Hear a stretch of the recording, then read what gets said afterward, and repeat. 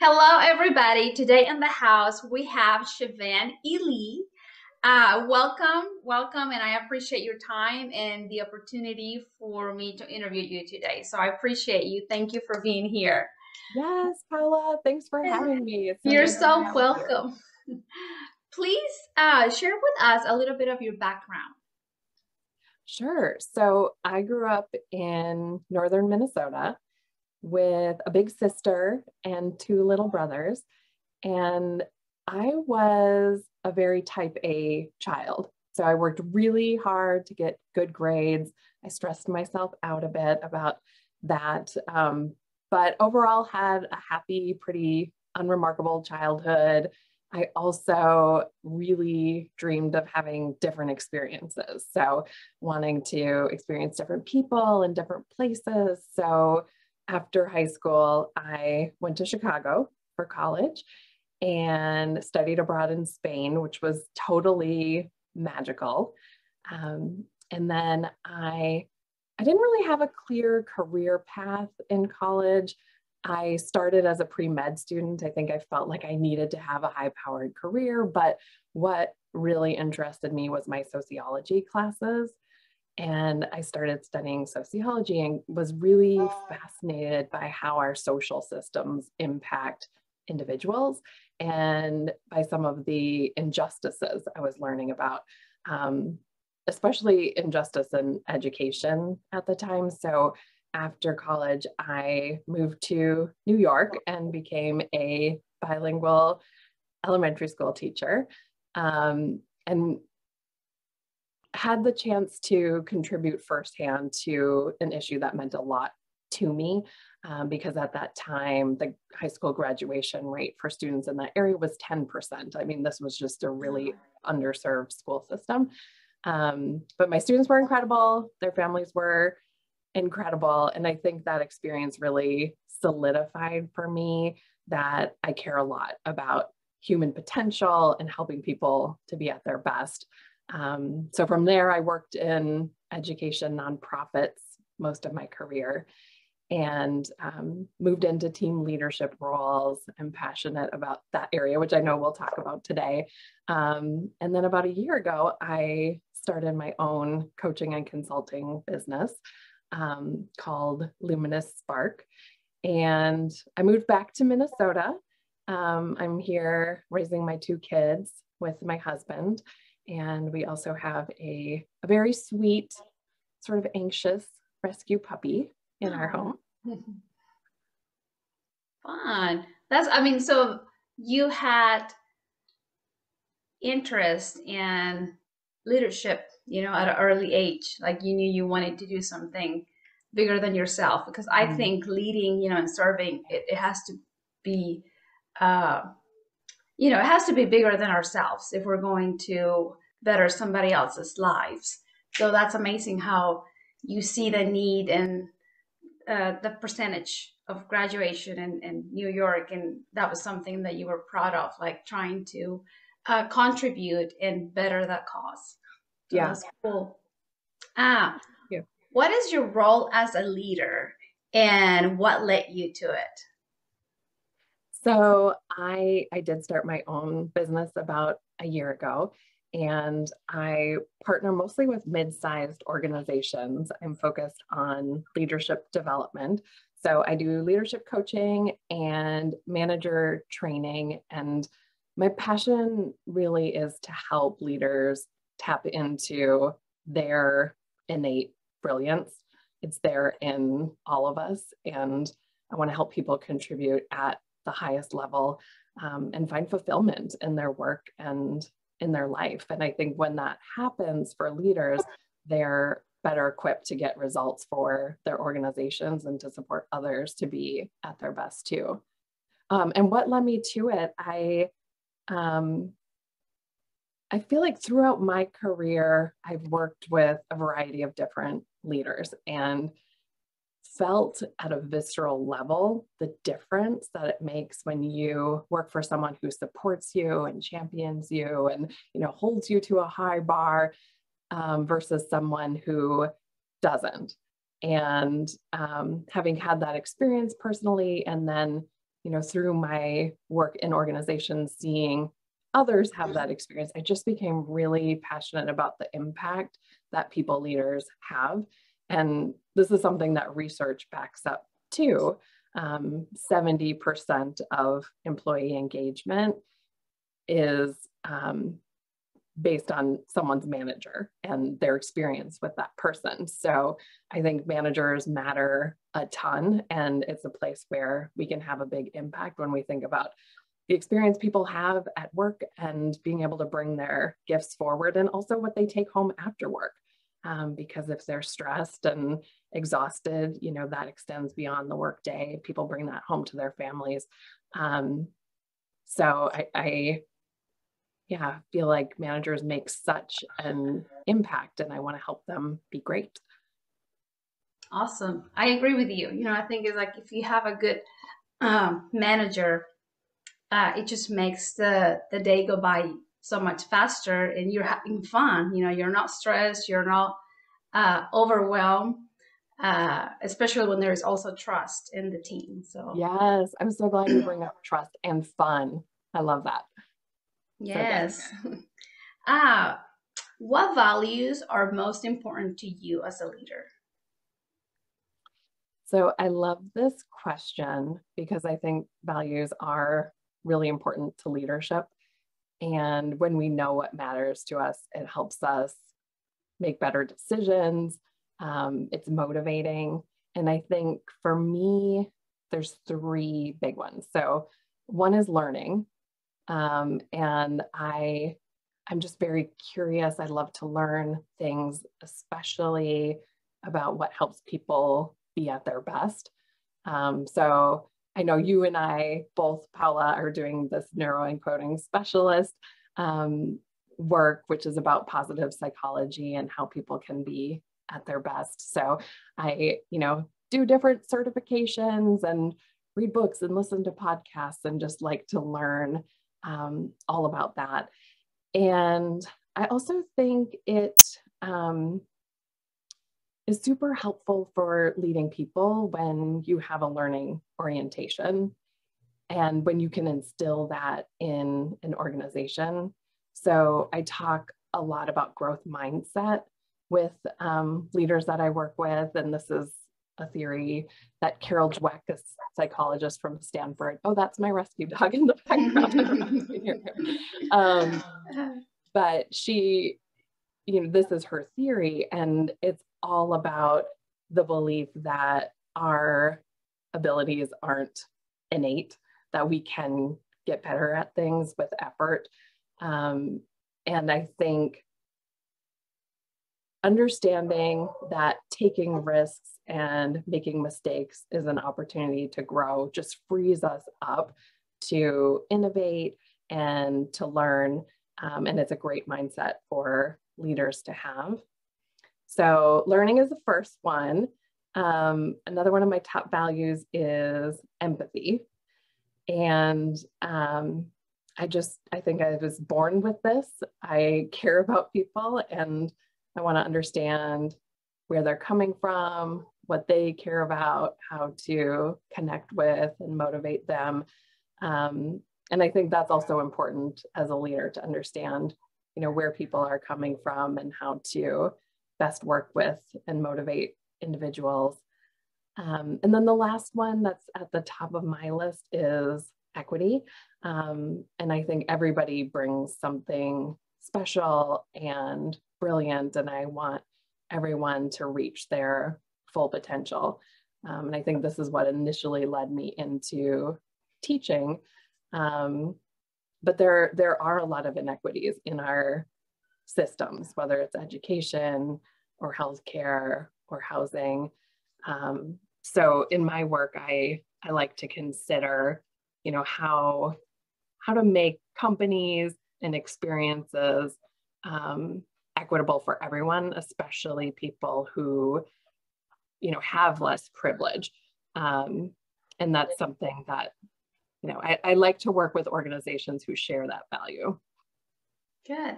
I'm with you, because there's always room for improvement.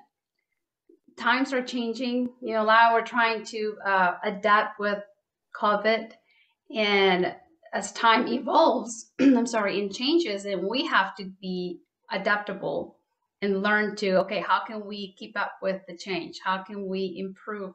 How can we serve more and with more quality? So I love your values, because we have to continue to improve, even as parents. You're a mom, I'm a mom. As our kids grow up, it is a new stage. So I have to improve my skills. So how am I going to talk to my oldest as he gets older? And then whenever they get married and we have grandkids, it's like we're always learning and being better and better. I don't know if you follow Simon Sinek, but in his Infinite Game, it's like we'll die trying, getting better and better. So I love your values. Thank you. And I'm so glad you're bringing up change too. I mean, this is so prevalent. And I mean, the last 2 years with the pandemic, so much has changed for all of us, how we work, how our kids go to school, just the level of uncertainty around all of that. And so I think you're right that being able to embrace change, know that it's coming, and that we can be resilient is so Yeah. critical. So I'm glad you brought that up too. Yes. Explain to us how leaders can fail. Like, what would lead us into like failing as leaders? I think there's a bunch of different things that could go wrong and could lead leaders to fail. Um, so I'm going to share some thoughts on how leaders can succeed. And Okay. I think one is growth mindset that I was bringing up earlier. I think that's huge. Another thing that I'm really passionate about is supporting leaders to lead as themselves. Um, so I think we're all shaped by the culture around us, and we try to emulate people around us. As I'm working, especially with new managers who haven't had the opportunity to yet do a lot of self-reflection or figure out what great managers is, oftentimes I see them modeling off of how they've been managed, which may or may not have been effective and may or may not be right for them.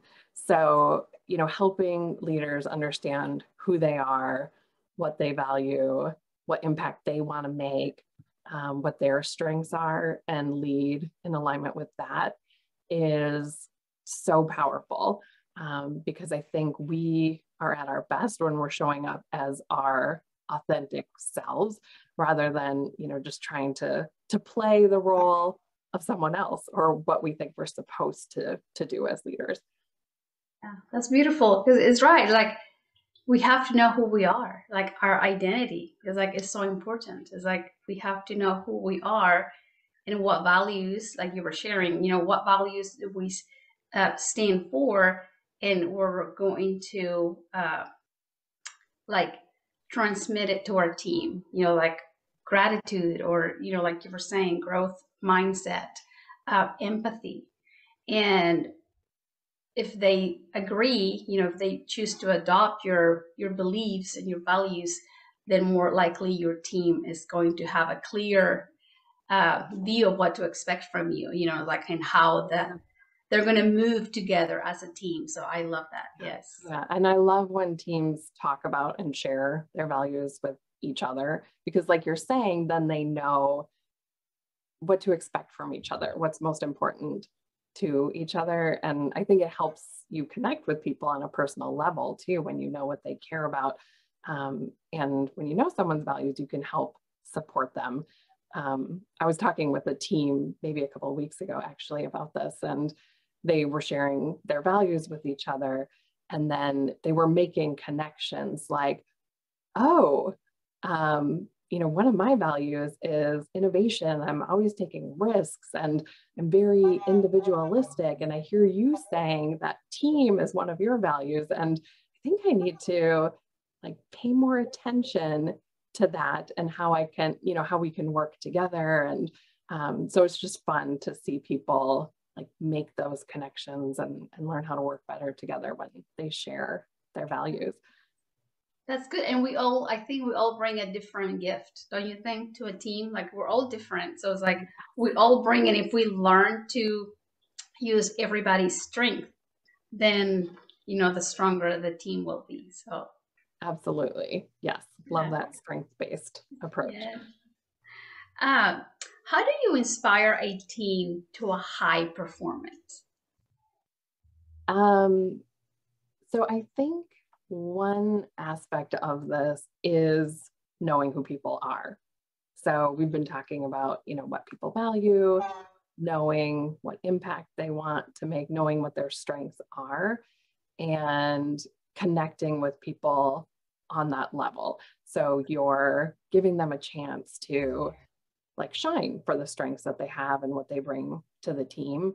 Um, so I think that's one, is like recognizing what is awesome about the people on your team and pointing that out to them, like amplifying it so people are at their best, because that feels super fulfilling and motivating, when we know we're making contributions. So tapping into what inspires people, appreciating them. I would also say having an inspiring purpose for your team, because people do want meaningful work. And I think in my own experience, teams where I felt like there's a clear motivating purpose, it's made a big difference for me. So my last job before I started my business, I was leading talent development for a national organization, and I was part of the people and culture team. And it just felt so good to know that I was on this team that was all about like providing the talent for the organization to achieve its mission. So our team, we did recruitment and talent development and employee experience, but just knowing that collectively we were providing this great experience for our employees, developing people, and ultimately like that makes the difference for an organization to be able to, advance its priorities, feels really good. So I would say, as a leader, I'd encourage people to think about what is that inspiring purpose that you're rallying your team around? And then what's the inspiring purpose for each role? And how can you connect individuals to, the broader team purpose? So people can find that fulfillment in their work. Yes, and I think that brings more than one thing. Like it brings more, like it inspires you, but then at the same time, it you are curious. How can I help? Then you grow trying to learn a new skill, or you come up with new ideas, so you innovate. So it brings like a different gift. If you are truly inspired uh, about the cause or the project that is bigger than yourself. So Yeah, yeah. good, good. Now, what has been one of the biggest challenge as a leader for you? I think fear and self-doubt. And I mentioned being sort of a perfectionistic kid, really sort of stressed out if I wasn't getting straight A's. And that's a tendency I've carried with me through life. And I tend to be a little bit hard on myself. I've gotten better about this, but at a certain point, I realized that I'd sort of lost touch with my own strengths because of the way I talk to myself, essentially. So my internal narrative.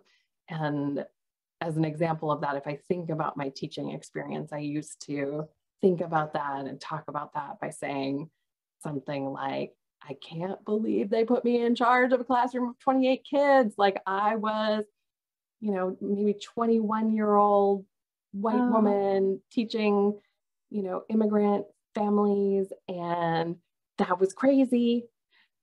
And there's a difference there, because I could say something like, I care a lot about, social justice and education. And that was brave to take on that much responsibility at a young age. And, I worked hard, and my students did well. And, I've had students find me on Facebook 15 years later and say, I remember you were always so kind. And, that was awesome. And so I think I've learned to shift my narrative, my internal dialogue, to be more positive. And that has made such a difference for me.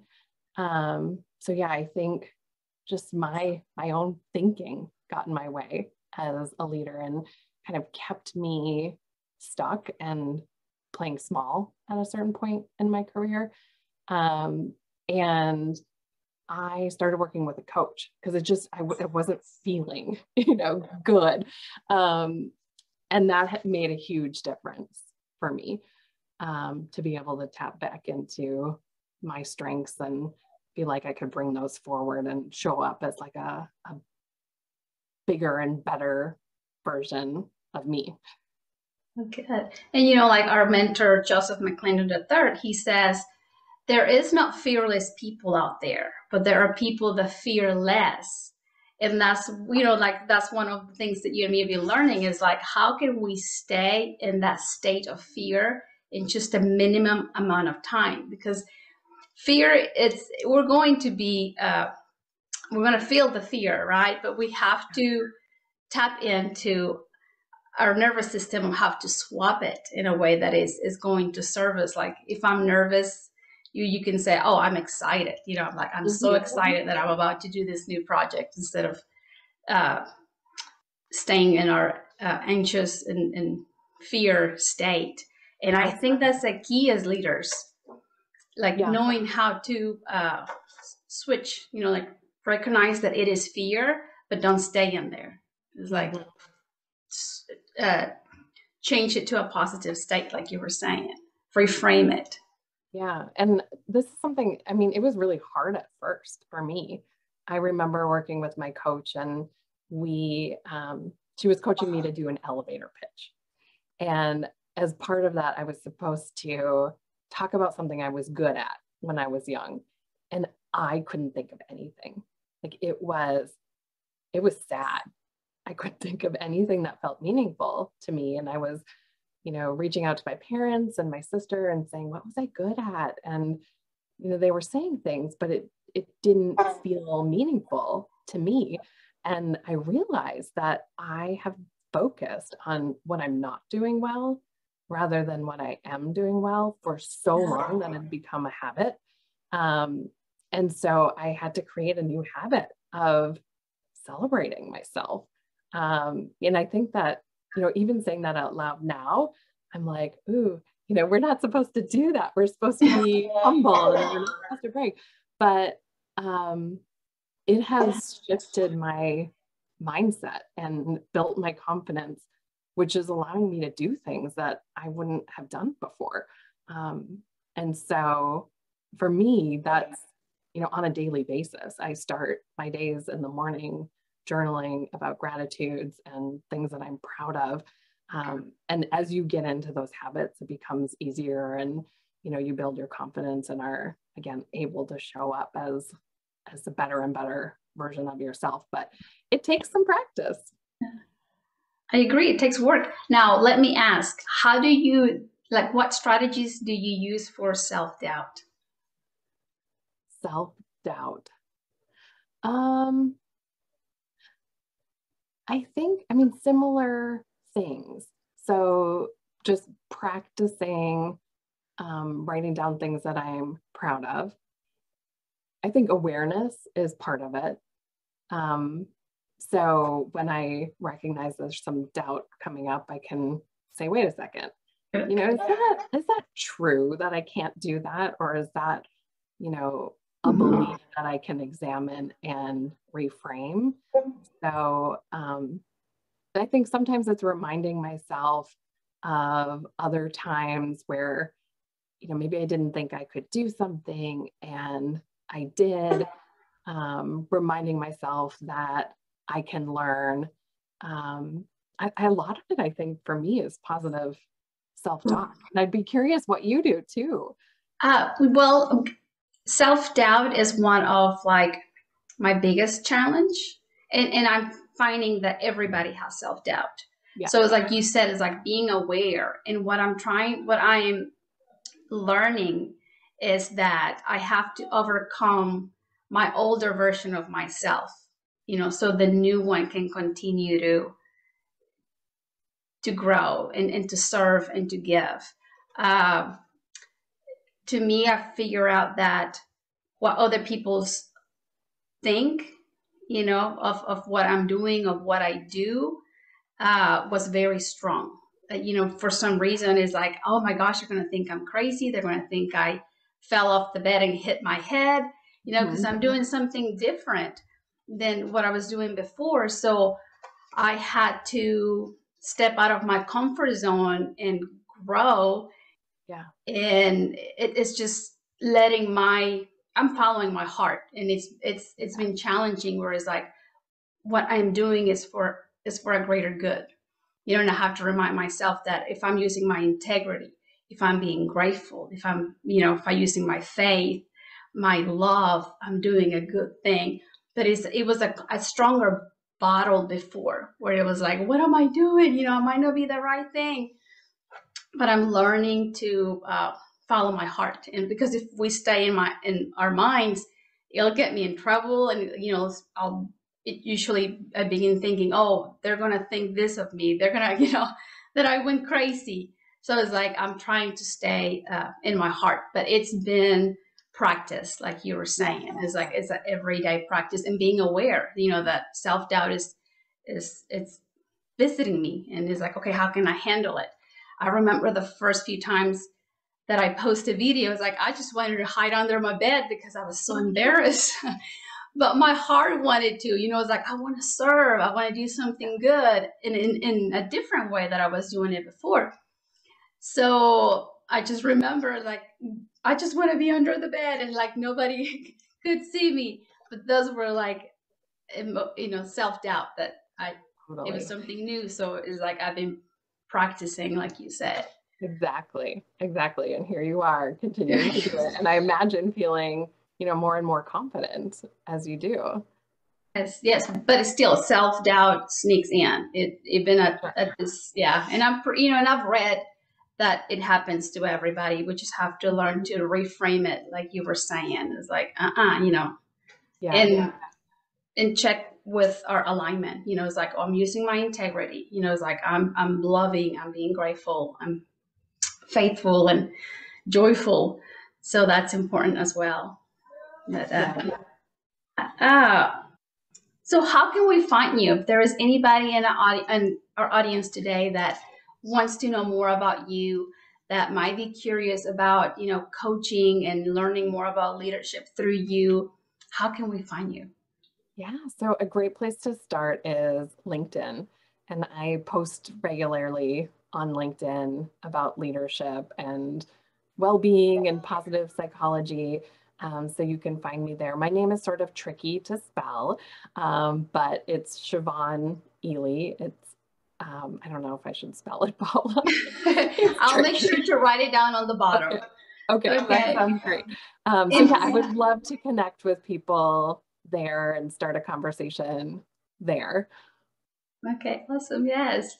You have so much wisdom to share for sure. It's like I just cannot wait to learn more from you as well. Thank And you. before we go, please share with our audience, like, what would be a message that you want to share with us so that we can begin to create a brighter future, especially towards our leadership. Yeah. Um, so I think I'll say two things. One is sort of timely, because a lot of the leaders I've been talking with recently are feeling pretty burnt out. Um, and they're saying things like, I look at my to-do list and it's just this sense of dread. And, my motivation is really low and my stress is really high and I'm exhausted and I'm frustrated because, my toddlers are in and out of daycare. People have just been navigating a lot these last couple of years. And so I want to encourage people to pay attention to your energy and take care of yourself. It's not selfish to do that. I feel like, the more we can take care of ourselves and be in the work that we do for the long haul, as the healthiest version of ourselves, and to model that for others, it matters a lot. So take care of yourselves. The other thing I would say is the world just needs more compassionate leaders. The world needs everybody who's listening to this. So, take that time to tap into what you're passionate about. Think about the impact that you want to have in the world, the incredible talents that you bring, and bring those forward. Become the best version of you, because the world needs you. You've got something to offer. Thank you. Yes, I agree with you. It's like, let's share more empathy with one another. Yeah. Thank you so much for being here with us. Thank you, uh, every single one of you that is listening to this interview. We sure hope that you can find a word, a phrase, an idea, anything that you get like an aha moment for you to begin to implement and just create a brighter, a brighter future for you and your loved ones. Thank you so much. Take care. High five. High five. Thank you, Paula. You're welcome. Thank you.